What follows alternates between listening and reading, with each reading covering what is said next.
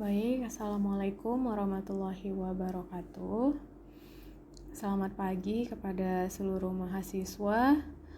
Hari ini kita masuk ke mata kuliah dasar telekomunikasi dengan materi yang pertama adalah pengertian dan latar belakang telekomunikasi.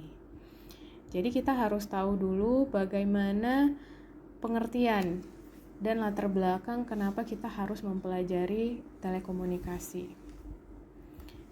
Nah, oke. Telekomunikasi ini terdiri dari dua kata, yaitu tele dan komunikasi. Di mana kita bahas yang pertama adalah tentang komunikasi. Ini adalah sebuah proses interaksi untuk berhubungan dari satu pihak ke pihak lainnya. Jadi ada pihak yang ingin menyampaikan pesan dan ada pihak yang ingin menerima pesan. Nah, pesan-pesan itu diawali dengan ide-ide sederhana dari pikiran atau otak seseorang yang kemudian dapat dikemas dalam bentuk kode visual, kode suara, ataupun kode tulisan. Nah, jadi pihak yang ingin memberikan informasi ini dapat memberikan informasinya di dalam bentuk kode visual atau kode gambar gitu. Nah, hal ini sering kita lihat di iklan ya, yang ada di jalan-jalan itu menunjukkan sebuah gambar yang kemudian kita pembacanya itu atau pihak yang menerima pesan itu dapat menerjemahkan maksud dari iklan tersebut. Nah, itu sama saja dengan komunikasi. Kemudian ada juga komunikasi yang disampaikan melalui kode suara. Kode suara ini berarti disampaikan melalui ucapan gitu ya.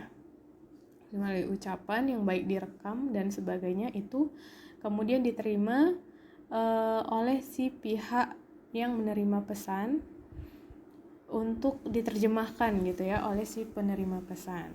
Selanjutnya ada juga dalam bentuk kode tulisan. Nah, kode tulisan ini ya dalam bentuk tulisan, misalkan dalam bentuk surat. Ada yang mengirim surat, kemudian ada yang menerima surat, kemudian si penerima menerjemahkan dari informasi yang diberikan. Nah, itu adalah bentuk dari komunikasi. Kemudian ada kata tele ya. Tele ini sebenarnya artinya itu adalah jauh ya. Jauh. Kemudian disambungkan dengan kata komunikasi menjadi telekomunikasi.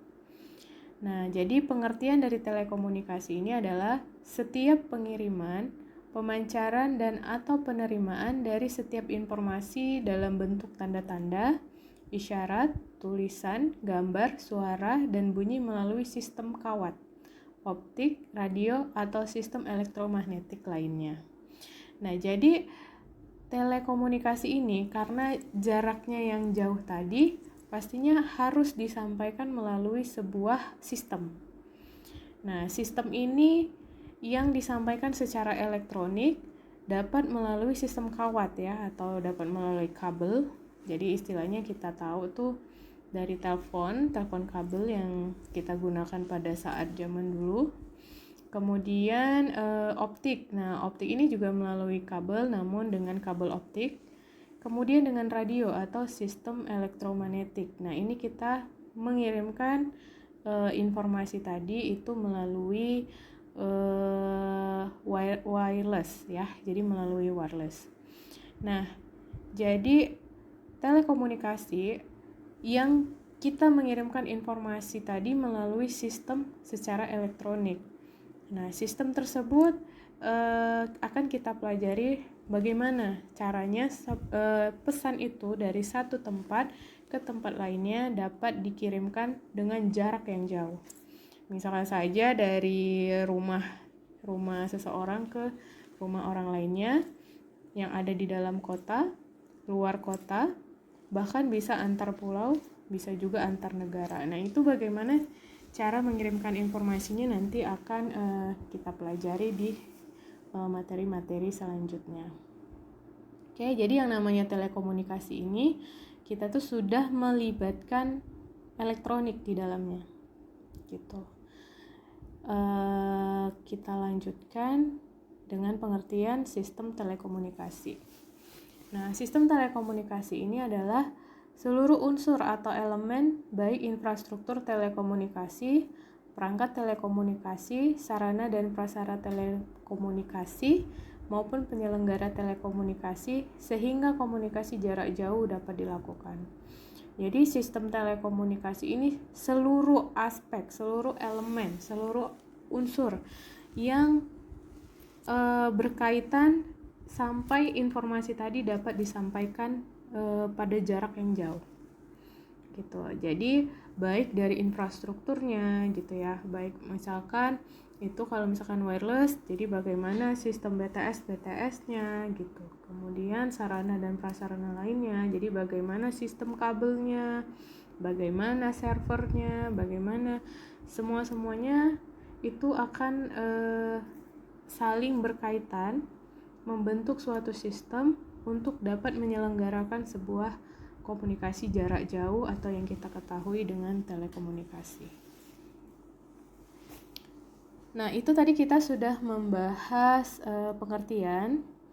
Jadi telekomunikasi secara singkat itu adalah komunikasi jarak jauh, namun dia sudah melibatkan sistem elektronik di dalamnya. Oke, kemudian kita lanjut dengan latar belakang telekomunikasi. Jadi kalau disebutkan dengan latar belakang itu artinya kenapa kita membutuhkan telekomunikasi gitu. Pasti ada penyebabnya sampai telekomunikasi ini harus ada di masyarakat.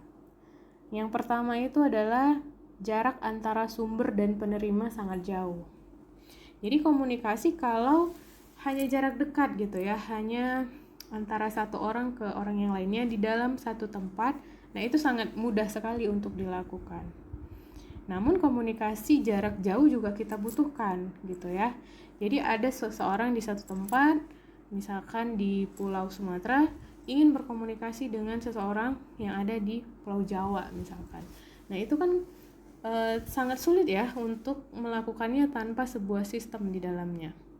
Itu sangat tidak mungkin untuk dilakukan secara langsung gitu.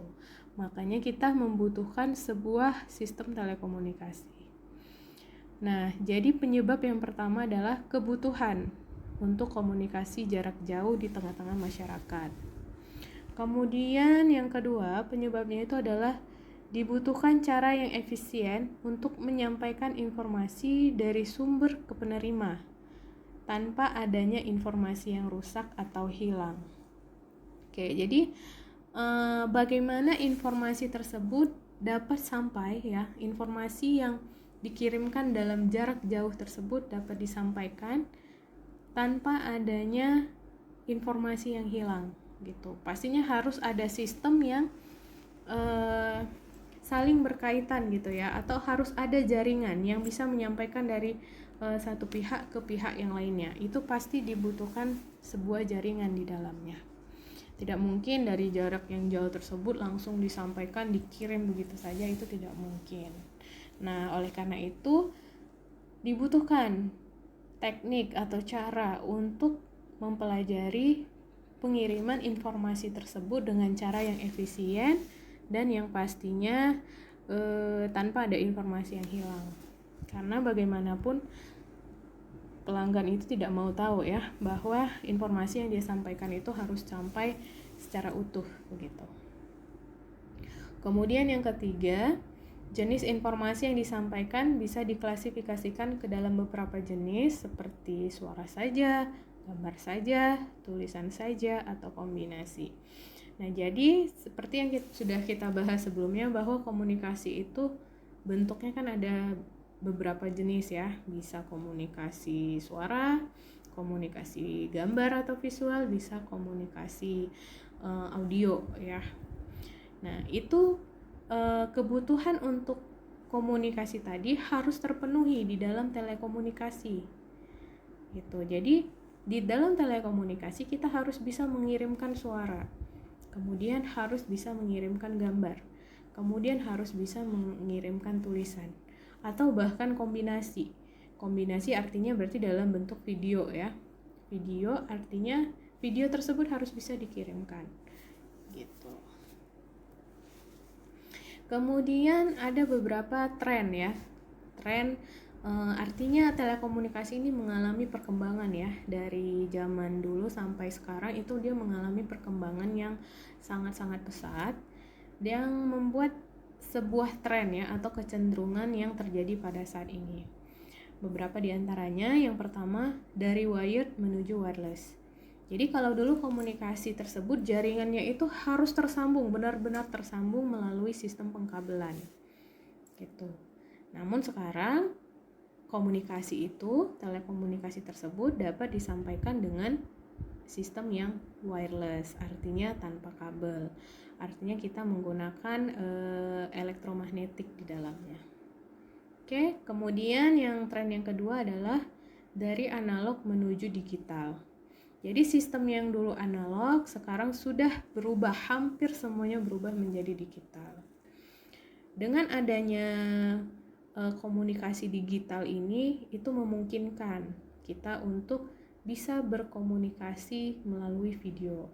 Kita bisa video call, kita bisa mengirimkan video, kita bisa mengirimkan suara secara digital dan sebagainya. Kalau misalkan dulu analog itu tidak mungkin dilakukan karena analog ini sangat sulit untuk mengkompresnya. Sedangkan kalau digital itu teknik pengkompresannya itu ada beberapa cara yang memungkinkan untuk mengirimkan informasi tadi secara mudah gitu. Jadi tren sekarang itu hampir semuanya sudah menggunakan yang digital gitu.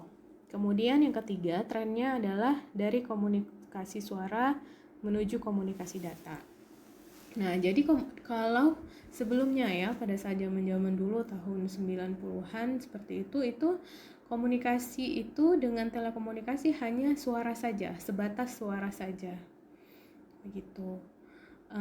Namun saat ini itu sudah berubah menjadi komunikasi data. Itulah yang sekarang ini kita rasakan, kita dapat video call, bahkan kita bisa voice call, tapi dengan menggunakan data. Artinya kita menggunakan koneksi internet di dalamnya. Nah, jadi telekomunikasi ini mengalami perkembangan yang sangat pesat ya. Dari yang kebutuhan yang sekunder ya, artinya bukan kebutuhan yang utama, berubah menjadi kebutuhan yang utama saat ini. Apalagi saat ini tuh sudah mengalami zaman kita saat ini semuanya harus menggunakan internet. Bahkan kita kuliah pun menggunakan internet.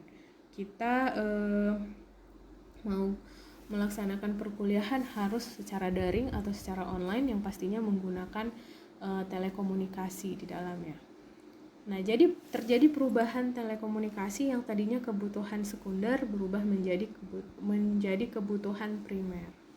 Ya, jadi saat ini untuk bekerja itu kita harus menggunakan internet ya, atau kita harus menggunakan telekomunikasi. Ya.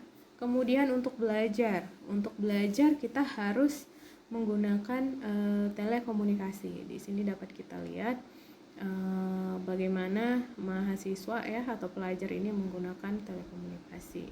Begitu juga di dalam perkantoran ya. Ini kita menggunakan telekomunikasi antara satu karyawan dengan karyawan lainnya, itu berkomunikasi dengan telekomunikasi.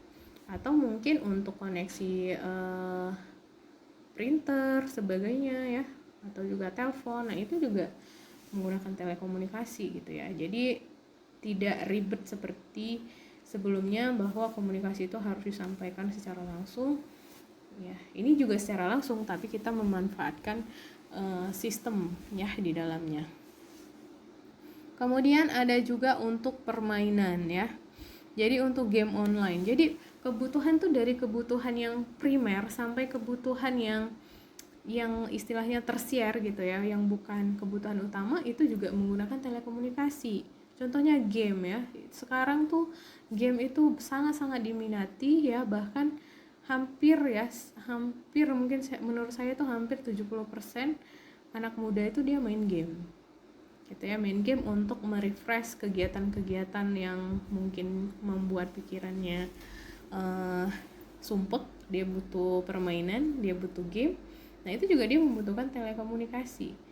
Nah, jadi kebutuhan yang tersier pun itu saat ini menggunakan telekomunikasi. Telekomunikasi itu sangat berkembang lah saat ini ya. Bagaimana sih telekomunikasi itu bisa sampai di titik saat ini gitu ya? Maka kita harus mempelajari juga sejarahnya. Jadi supaya kita tahu bagaimana proses-proses sampai telekomunikasi terjadi sampai saat ini. Gitu ya. Sejarahnya yang pertama ya, ini dimulai dengan cara-cara yang tradisional ya.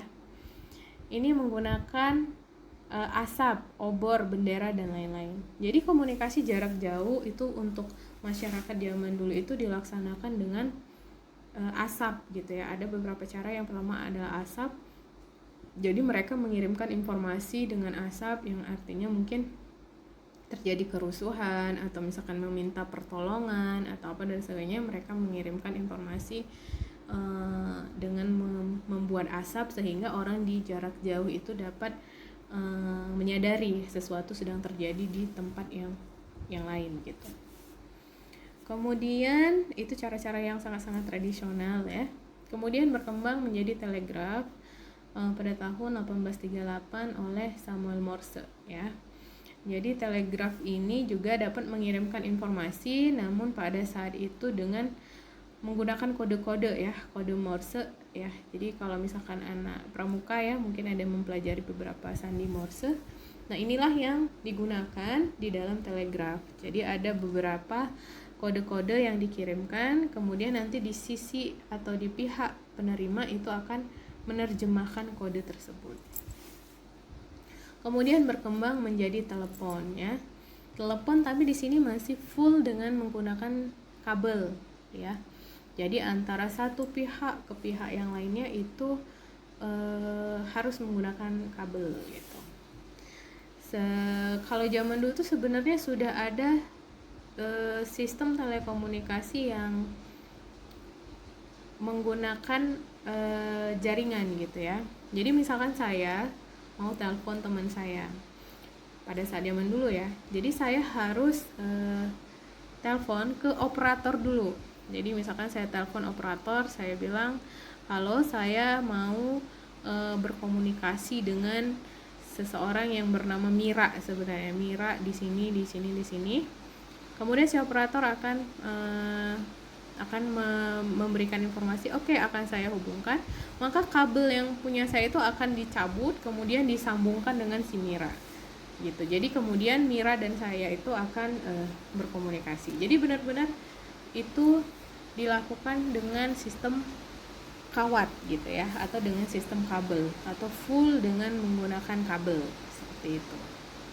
Kemudian berlanjut dengan Marconi.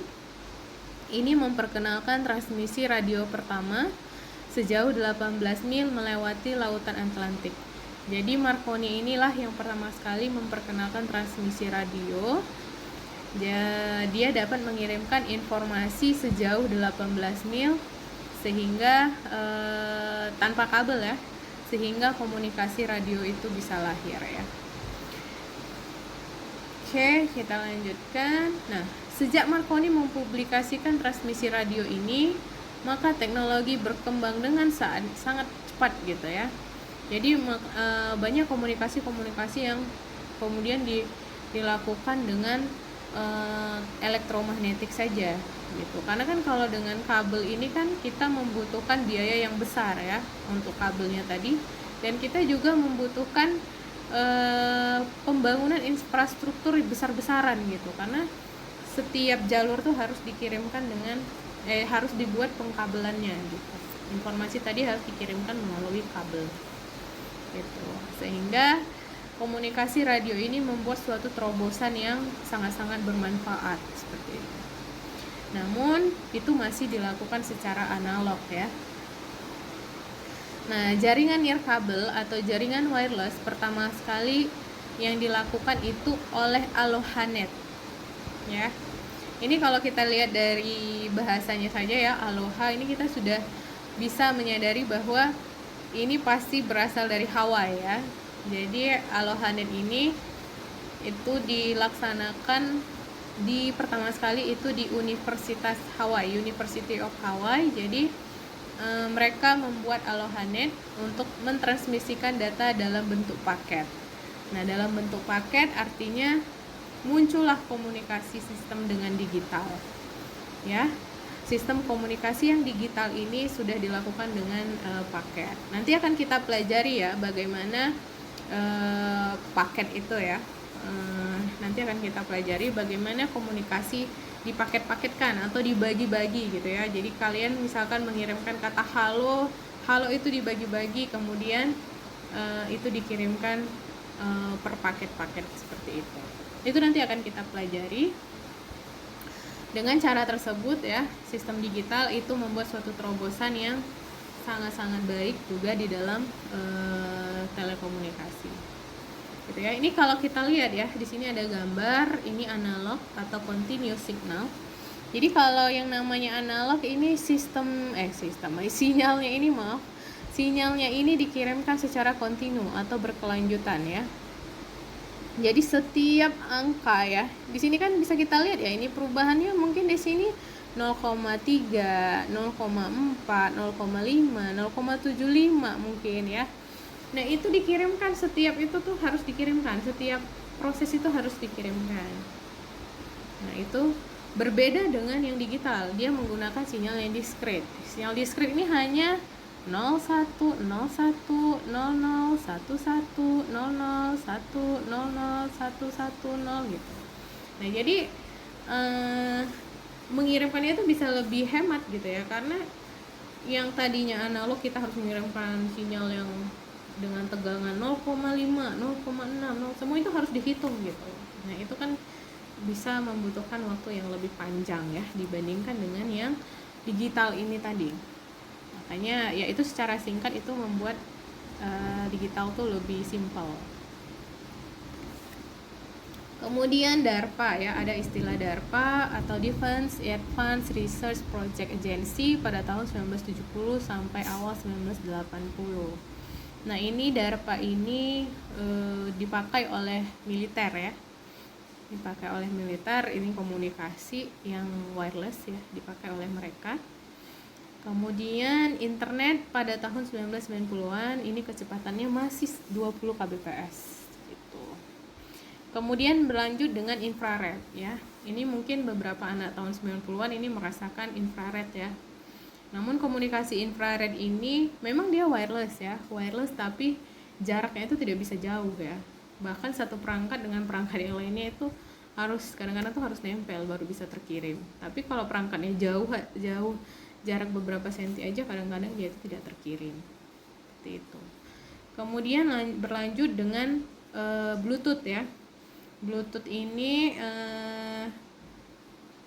komunikasinya bisa dengan jarak tuh maksimal 10 meter. Jadi komunikasi dalam range 10 meter ini masih bisa terkirimkan. Ya. Kemudian Zigbee ini hampir sama dengan Bluetooth, tapi dia komunikasinya lebih cepat. Kemudian baterainya juga bisa lebih tahan lama. Kemudian wireless LAN, ini komunikasi bisa sekitar 100 meter. Gitu. Kemudian berlanjut dengan komunikasi seluler. Komunikasi seluler ini itu yang paling banyak digunakan di Indonesia ya. Jadi komunikasi seluler ini ya bisa ke antar pulau, antar negara, nah ini bisa. Kemudian wifi ya, wifi ini di dalam suatu daerah ya, ada komunikasi di dalam suatu daerah kita bisa menggunakan wifi. Kemudian satelit ya, kalau satelit ini range-nya bisa lebih luas ya. Jadi satelit ini diletakkan di luar angkasa, karena dia letaknya di atas tuh dia range-nya itu bisa menjangkau yang daerah yang sangat luas gitu. Tergantung dari daerah orbitnya seperti apa. Ini juga nanti akan kita sudah pelajari latar belakangnya, kenapa harus ada telekomunikasi. Kemudian kita pelajari bagaimana trennya itu sekarang seperti apa. Kemudian kita pelajari sejarahnya juga, mulai dari awal sampai perkembangannya. Kemudian saat ini kita masuk ke tantangan pada telekomunikasi. Tantangan yang pertama itu adalah kebutuhan data rate yang tinggi, gitu ya. Jadi kita butuh komunikasi yang cepat gitu. Kita tidak mau ada delay di dalamnya. Kalau kita mau berkomunikasi itu seperti seseorang yang berkomunikasi langsung gitu. Nah, itu artinya kita membutuhkan data rate yang tinggi. Bagaimana komunikasi yang jaraknya sangat-sangat jauh tadi, namun seolah-olah dia berkomunikasi itu seolah-olah secara langsung. Kemudian kualitas pelayanan atau QoS ya, quality of service. Ini tantangan juga ya, bagaimana kita menyediakan kualitas yang baik gitu. Jadi pelanggan itu tidak mengeluh seperti itu. Kemudian yang ketiga, mobilitas.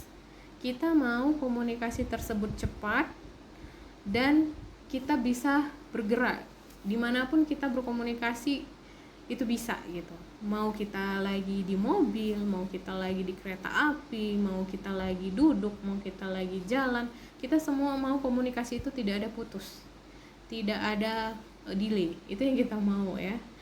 Itu tantangan lah buat penyelenggara telekomunikasi. Nah, kalau misalkan mobilitasnya tinggi gitu ya, itu kan artinya tuh terjadi perubahan-perubahan ini ya, sinyal, perubahan. Kalau misalkan kita menggunakan BTS itu yang tadinya mengirimkan informasi ke satu titik, ini berubah ya kan, artinya si BTS tuh harus cepat gitu ya, cepat menentukan lokasi dari si pengguna telekomunikasinya, karena si penggunanya ini bergerak gitu. Kemudian yang keempat, konektivitas dalam jaringan nirkawan. Nah, yang keempat ini juga tantangannya yaitu bagaimana koneksi dalam jaringan yang nirkawat atau tanpa kawat atau tanpa kabel. Artinya yang wireless. Yang wireless ini harus tetap terkoneksi. Walaupun dia tanpa kabel, dia harus tetap terkoneksi. Nah, ini bagaimana untuk menjamin bahwa koneksinya itu tidak terputus. Kemudian yang kelima, interferensi dengan user lain. Jadi pengguna telekomunikasi ini semakin lama semakin banyak ya. Hampir semua menggunakan telekomunikasi. Dengan banyaknya pengguna itu bisa mengganggu ya antara satu pengguna dengan pengguna yang lainnya. Apalagi kalau misalkan dia menggunakan yang wireless. Kalau dia menggunakan wireless, artinya dia menggunakan frekuensi. Frekuensi kalau berdekatan itu bisa mengganggu atau menginterferensi gitu. Nah, jadi bagaimana interferensi ini bisa dihapuskan? Itu sangat tantangan ya buat penyelenggara telekomunikasi, apalagi kalau penggunanya itu sudah banyak. Nah, itu tantangan sekali. Kemudian yang keenam adalah privacy atau security. Nah, yang namanya telekomunikasi yang berada yang artinya komunikasi jarak jauh, artinya itu membutuhkan jaringan di tengahnya. Jadi antara satu pihak dengan pihak yang lain, di tengah-tengahnya itu pasti ada jaringan. Nah, di dalam jaringan ini itu jangan sampai ada pihak ketiga yang mengetahui atau menyebarkan data si pengguna telekomunikasi tadi. Gitu. Jadi bagaimana privacy antara pihak yang menggunakan itu tidak diganggu atau tidak dimanfaatkan oleh sistem yang ada di jaringan tadi. Seperti itu. Kemudian yang ketujuh, throughput yang besar. Throughput ini salah satu indikator di dalam quality of service. Artinya artinya paket ya. Kalau digital tuh kan dia paket ya. Artinya paket yang diterima itu sangat besar gitu. Jadi seperti yang tadi saya sampaikan, kita mengirimkan kata halo misalkan, itu kan dibagi-bagi ya, dipotong-potong menjadi beberapa paket gitu. Nah, jadi misalkan ada 4 paket dari satu pengirim ke pengirim yang lainnya, diharapkan kan 4 ini nyampe ya. Namun ada beberapa kondisi itu paketnya itu nggak nyampe semua. Jadi mungkin 3 yang sampai atau 2 yang sampai atau nggak nyampe sama sekali. Nah, yang namanya throughput itu adalah banyaknya paket yang sukses yang nyampe gitu. Banyaknya paket sukses yang sampai di penerima. Jadi kalau misalkan 4 yang nyampe, berarti itu throughputnya 100% gitu. Jadi kita mau throughput itu sebesar-besarnya. Artinya kita mau throughput itu 100%. Oke, terima kasih. Hari ini materinya sampai di sini. Kita sudah membahas dari pengertian, latar belakang dari telekomunikasi sampai tantangan kedepannya seperti apa sudah kita pelajari. Selanjutnya kita akan masuk ke materi yang lebih dalam lagi, yaitu sistem telekomunikasi. Kita akan mempelajari bagaimana sistem itu komunikasi tadi dari jarak jauh bisa sampai dari pengirim ke penerima. Oke, terima kasih. Jika ada pertanyaan, kalian bisa sampaikan ke saya melalui e-learning atau melalui blog saya. Terima kasih. Assalamualaikum warahmatullahi wabarakatuh.